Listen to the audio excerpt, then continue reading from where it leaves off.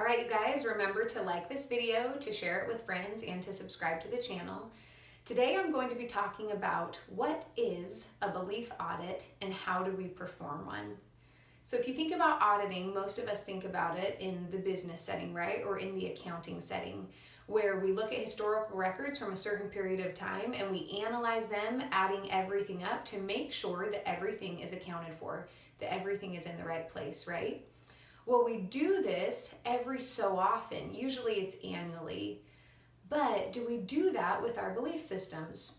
Do we every so often look into our beliefs and say, is everything adding up? Is everything accounted for? We don't. We usually don't. Most of us, this isn't a habit. Well, why would it be empowering to make this a habit? Are you still wearing the same clothing that you wore when you were 6 years old? No, of course not, right? Those clothes fit you then as a 6-year-old, but would they fit you now, whatever age you are? Of course not. I mean, we laugh even thinking about that. Picture yourself walking around in the same clothing that you wore when you were a 6-year-old. Well, we don't do that. We grow out of our clothes, right? Physically, we grow, we change, and we change our clothing to be able to meet the needs of our physical body because those things change. Well, that exact same thing happens with our beliefs. Do we still hold the exact same beliefs we held when we were a 6-year-old? In many ways we do. But have we outgrown some of those beliefs? Absolutely. Absolutely we have. Now, why does this really matter in terms of fulfillment, in terms of living a more empowered life? Every single thing you do and you experience is filtered through the lens of your beliefs. Everything you choose, everything that you experience from other people, everything you offer to the world, everything you see, you interpret through your beliefs. So does it matter the quality of the beliefs that you hold? Absolutely. And are all beliefs of equal quality when it comes to empowerment? Absolutely not. So how do you perform a belief audit? I like to do this in 3 different steps. First step is to identify what is my belief. What is my belief?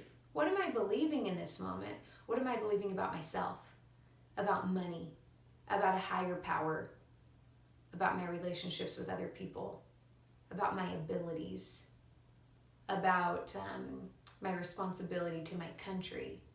About the world in general, about the purpose of life. All of these questions, what is the belief that I hold?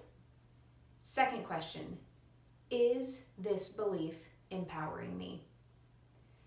Now, most of the time, our beliefs are empowering us until we have an experience that is painful, that is difficult, where we feel limited. We have an experience where we feel disempowered. Oftentimes that's because the experience is tied to a belief that is disempowering. So then that second question, is this belief empowering me? If the answer is yes, move forward. Usually the answer is going to be no, because that's why you're asking in the first place. It's disempowering. Third question, what is a more empowering belief to hold? So my video series on belief audits is going to be looking into specific beliefs that are common for us to hold, but that are disempowering.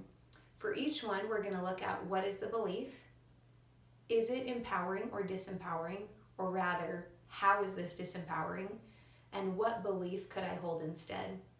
Now, these are also personal things. We're all going to have different beliefs based on our experiences, based on what we want out of life.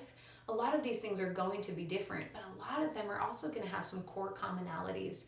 So I invite you to do this in your life, to sit down and look at your beliefs, especially in areas of your life where you are not content or where you are not happy, relationships that are painful to you.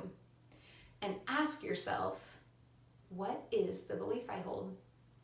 Why is it disempowering to me? And what could I hold instead? And you'll see amazing things happen as you're able to make those shifts.